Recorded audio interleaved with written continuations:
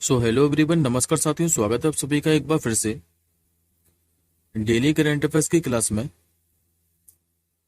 और आज है साथियों आप लोगों की 3 सितंबर। और आज हम सभी 3 सितंबर से बनने वाले जितने भी आपके मोस्ट इंपॉर्टेंट करंट अफेयर्स के प्रश्न बने हैं, इन सभी प्रश्नों को हम लोग एक्स्ट्रा फैक्ट से और डिटेल के साथ डिस्कस करेंगे। और एक बात और साथियों, इस क्लास के साथियों अब जो पीडीएफ है ये आप सभी हमारे व्हाट्सएप ग्रुप से डाउनलोड कर सकते हैं। व्हाट्सएप ग्रुप का साथियों जो लिंक है वो इस वीडियो के डिस्क्रिप्शन बॉक्स में है। तो चलिए साथियों, एक बार मैं आपको पहले फटाफट से मात्र 2 मिनट के अंदर 2 सितंबर के करंट अफेयर्स को क्विकली रिवीजन करा देता हूं। उसके बाद हम लोग आज के प्रश्नों की ओर बढ़ेंगे। तो जैसा कि साथियों लास्ट क्लास के अंदर मैंने आप लोगों को पढ़ाया था कि अभी जो रुबीना फ्रांसिस है, इन्होंने भी 10 मीटर एयर राइफल H1 स्पर्धा के अंदर कौन सा मेडल जीता था, तो कांस्य पदक। बिहार के मैंने आपको नए मुख्य सचिव बताए थे जो कि कौन बन गए, तो अमृतलाल मीणा। इसके बाद साथियों मैंने आपको पश्चिम बंगाल के भी नए मुख्य सचिव बताए थे जो कि अभी कौन बने थे, तो मनोज पंत। भारत में भी पहला 2 दिवसीय जो संयुक्त कमांडर सम्मेलन है ये कहां पर आयोजित किया जा रहा है, तो उत्तर प्रदेश के लखनऊ के अंदर। टीम इंडिया ने अभी 17वें अंतर्राष्ट्रीय जो खगोल विज्ञान ओलंपियाड है इसमें कुल कितने मेडल जीते थे, तो 5 पदक। HCL स्क्वैश टूर कोलकाता 2024 में अभी महिला एकल का जो खिताब है किसने जीता था, तो बात के साथियों अनाहत सिंह ने। किस राज्य सरकार ने भी पीएम ऊषा कार्यक्रम की शुरुआत की थी, तो उड़ीसा सरकार ने। जम्मू कश्मीर के भी पहले जो शतरंज इंटरनेशनल मास्टर है ये कौन बने थे, तो सोहम कामोत्रा। जो ड्वेन ब्रावो है, इन्होंने भी कैरेबियन प्रीमियर लीग से संन्यास की घोषणा कर दी है। ये किस देश के हैं, तो वेस्ट इंडीज के। और लास्ट क्वेश्चन मैंने आपको पढ़ाया था कि जो राष्ट्रीय पोषण सप्ताह है ये कब से लेकर कब तक मनाया गया है, तो 1 से लेकर 7 सितंबर तक। आई होप साथियों आपको 2 सितंबर के सारे करंट अफेयर्स के क्वेश्चन क्लियर होंगे। अब हम लोग आज के क्वेश्चनों की ओर बढ़ते हैं। तो आज का साथियों आपका जो पहला ही क्वेश्चन है ये सुपर मोस्ट इंपोर्टेंट रहने वाला है। इस क्वेश्चन पे साथियों आप लोग स्टार मार के कर लीजिए। अभी पेरिस जो पैरालंपिक है इसमें भारतीय जो दिव्यांग खिलाड़ी है ये 4 मेडल लेकर आए, और इन चारों मेडल को क्या है कि हम इस क्लास के अंदर डिस्कस करेंगे। तो इसी से संबंधित साथियों आप लोगों से पहला क्वेश्चन पूछ रहा है कि बात के भी जो बैडमिंटन खिलाड़ी है जिनका नाम है नीतीश कुमार, इन्होंने भी पुरुषों के SL3 स्पर्धा में कौन सा मेडल जीता है। इन्होंने जीत लिया साथियों गोल्ड मेडल। सही उत्तर होगा ऑप्शन नंबर ए। देखिए साथियों बात के जो बैडमिंटन खिलाड़ी है जिनका नाम है नीतीश कुमार, इन्होंने भी पेरिस पैरालंपिक में पुरुषों के SL3 स्पर्धा में गोल्ड मेडल जो है ये अपने नाम कर लिया है। अच्छा, इन्होंने ये गोल्ड मेडल अपने नाम करने के लिए फाइनल में हराया किसे, तो ग्रेट ब्रिटेन के डैनियल बेथेल को। और ये साथियों पेरिस पैरालंपिक में क्या है कि भारत का दूसरा गोल्ड मेडल है। इससे पहले वाला जो गोल्ड मेडल है ये अपनी लेखारा लेकर आई थी। अब अगले क्वेश्चन क्यों बढ़ते हैं।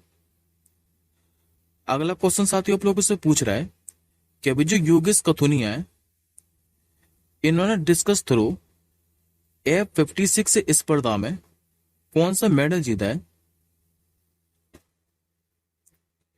इन्होंने जीता साथियों रजत पदक। सही उत्तर होगा ऑप्शन नंबर बी।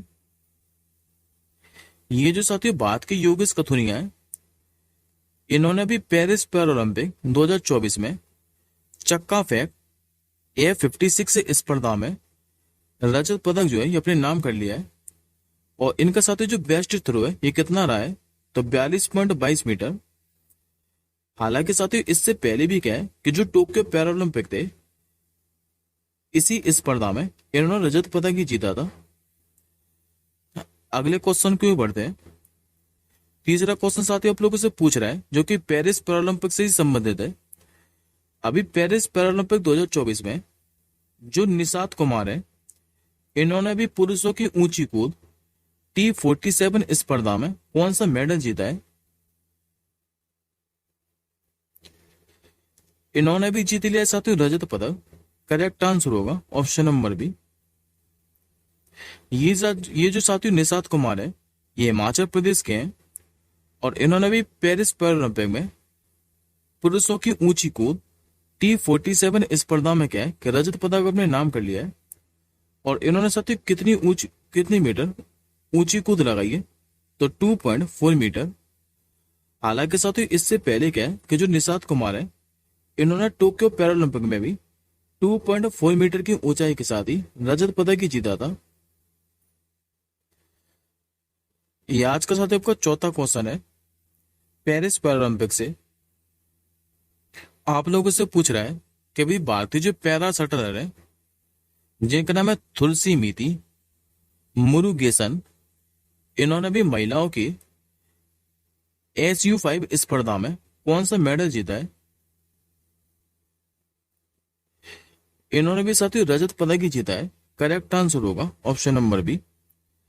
देखिए साथियों ये जो तुलसी मीति मुरुगेसन है, इन्होंने फाइनल में जो है ये मनीषा रामदास को हराया है। और ये जो साथियों मनीषा रामदास है ये भी भारत की हैं और इन्होंने क्या है कि इसमें ब्रॉन्ज मेडल जीता है इसी स्पर्धा के अंदर। अब एक बार साथियों हम लोग बाकी के मेडल को और डिस्कस कर लेते हैं जो कि अभी तक हम लोग पढ़ चुके हैं पेरिस पैरालंपिक के। मैं एक बार आपको साथियों फटाफट से इनको एक बार रिवीजन करा देता हूँ। जैसे कि साथियों पहला मेडल आप लोगों को पढ़ाया था मैंने, जो कि गोल्ड मेडल लेकर आई थी, अब नहीं लेकर आ। ये महिलाओं की 10 मीटर एयर राइफल H1 स्पर्धा के अंदर लेकर आई थी। मनीष नरवाल की बात करें तो ये भी 10 मीटर एयर पिस्टल H1 स्पर्धा में रजत पदक ही लेकर आए थे। मोना अग्रवाल की बात करें तो ये भी 10 मीटर एयर राइफल H1 स्पर्धा के अंदर कांस्य पदक लेकर आई थी। जो साथियों प्रीति पाल है, ये पेरिस पैरालंपिक में 2 मेडल लेकर आएंगे। एक तो 100 मीटर T35 रेस में जो कि ब्रॉन्ज मेडल है, और दूसरा ये महिलाओं की 200 मीटर T35 स्पर्धा में ब्रॉन्ज मेडल ही लेकर आएंगे। और रूबीना फ्रांसिस का नाम भी पढ़ाया था मैंने आपको, ये भी महिलाओं की 10 मीटर एयर राइफल H1 स्पर्धा में कांस्य पदक लेकर आएंगे।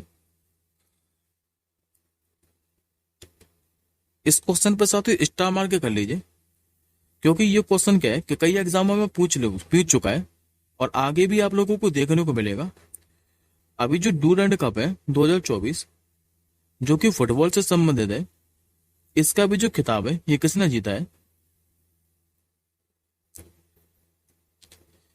ये जो साथियों खिताब है ये नॉर्थ ईस्ट यूनाइटेड ने जीत लिया है। तो करेक्ट आंसर होगा आपको ऑप्शन नंबर ए। और ये साथियों जो नॉर्थ ईस्ट यूनाइटेड है, इसने पहली बार क्या है कि डूरंड कप 2024 का खिताब जीता है।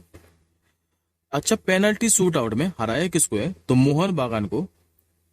डूरंड कप की बात करें साथियों तो इस बार इसका 133वां संस्करण था, जबकि इसका फाइनल खेला कहां पर गया था, तो पश्चिम बंगाल के कोलकाता में सॉल्ट लेक स्टेडियम के अंदर।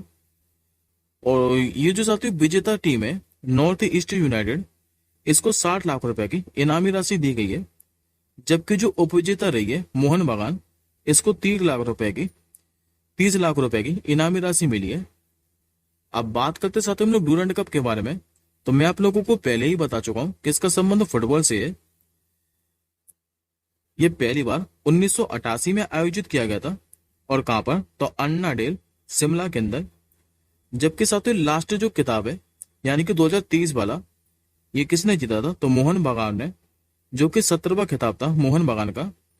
और इसने हराया किसको था, तो पूर्वी बंगाल को, जो कि रनर अप रही थी। अगला क्वेश्चन देखिए, ये साथियों अपॉइंटमेंट से संबंधित क्वेश्चन है और इंपॉर्टेंट है, इसमें भी स्टार मार्क कर लीजिए। आप लोगों से पूछ रहा है कि हाल ही में भी जो वायुसेना के अध्यक्ष हैं ये कौन बन गए हैं।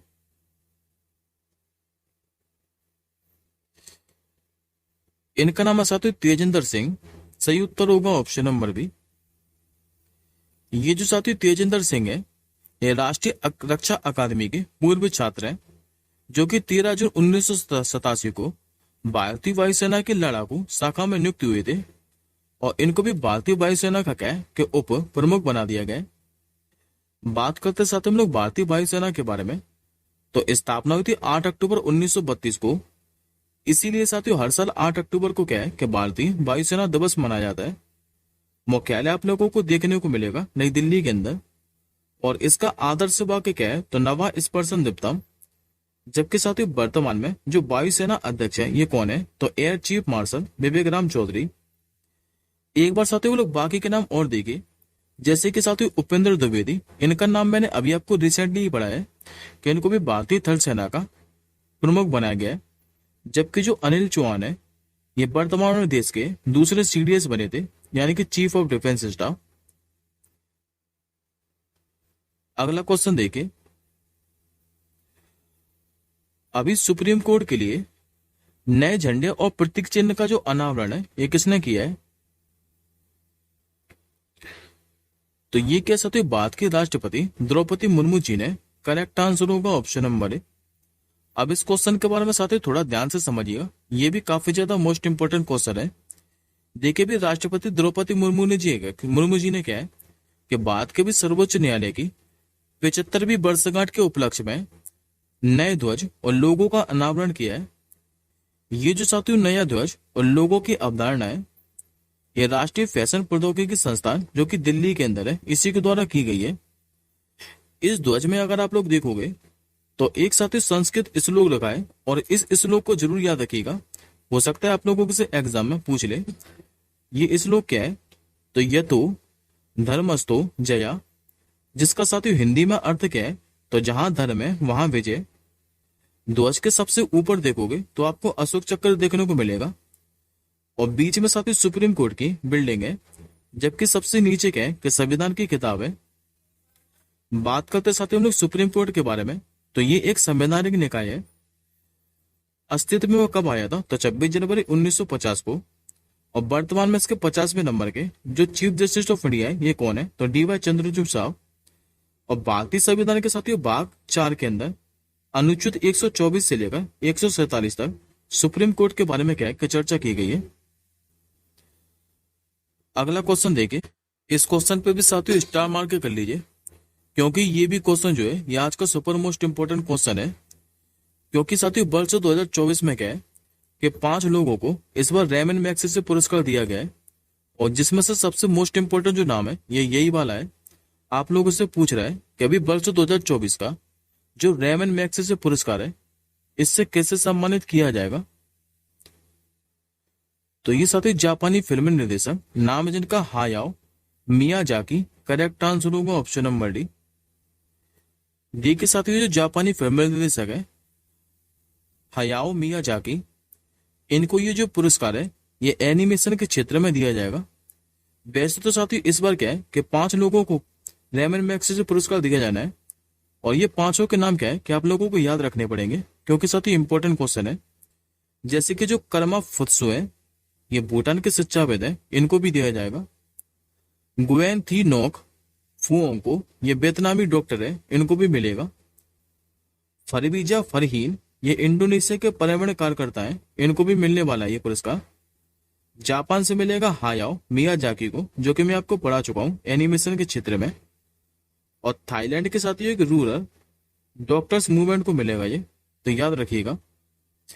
अब बात करते हैं हम लोग रेमन मैग्सेसे पुरस्कार के बारे में। तो इसकी स्थापना तो साथियों 1957 के अंदर हुई थी, लेकिन यदि आप लोगों से पूछे कि प्रथम भारतीय प्राप्तकर्ता कौन थे, तो विनोबा भावे, जिनको 1958 में मिला था। इस बार रेमन मैग्सेसे पुरस्कार का कौन सा संस्करण है, तो 66वां। प्रदानकर्ता कौन है ये, तो रेमन मैग्सेसे पुरस्कार फाउंडेशन के द्वारा ही दिया जाता है। और इसमें साथियों कितनी इनामी राशि दी जाती है, तो 50,000 यूएस डॉलर की। अब साथियों आपको इसी से संबंधित एक क्वेश्चन और याद रखना है। हो सकता है आप लोगों से पिछले वाला भी पूछ रहे 2023 वाला, तो याद रखिएगा कि जो डॉक्टर रवि कन्नन थे जो कि असम के कैंसर रोग विशेषज्ञ हैं, इनको वर्ष 2023 का रेमन मैग्सेसे पुरस्कार दिया गया था। अगला क्वेश्चन देखिए, अभी अरुणाचल प्रदेश के जो मुख्य सूचना आयुक्त हैं इसके रूप में किसने शपथ ली है। ये साथी वन लाइनर क्वेश्चन है, खाली आप लोग इतना ही याद रखिएगा कि अभी अरुणाचल प्रदेश के जो मुख्य सूचना आयुक्त हैं ये बन चुका है जरकेन गैमलीन। करेक्ट आंसर होगा ऑप्शन नंबर डी। ये रहे साथी आपके सामने इमेज में जरकेन गैमलीन। जो कि अभी अरुणाचल प्रदेश के नए मुख्य सूचना आयुक्त बन चुके हैं।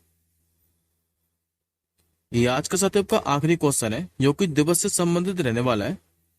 आप लोगों से पूछ रहे हैं कि जो विश्व नारियल दिवस है यानी कि वर्ल्ड कोकोनट डे, ये आपका कब मनाया जाता है? यह दिवस साथियों प्रतिवर्ष 2 सितंबर को मनाया जाता है। हर साल 2 सितंबर को क्या है कि दुनिया भर में विश्व नारियल दिवस मनाया जाता है, जबकि साथियों पहली बार यह दिवस कब मनाया गया था? 2009 के अंदर। और हर साल किसी ना किसी विषय के साथ मनाया जाता है। 2024 के लिए इसकी थीम क्या है?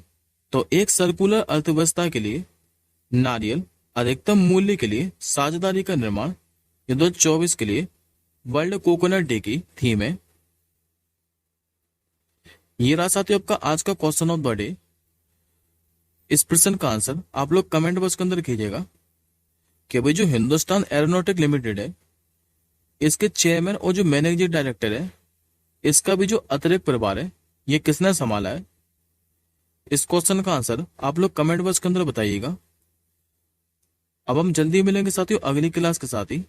तब तक के लिए जय हिंद, वंदे मातरम।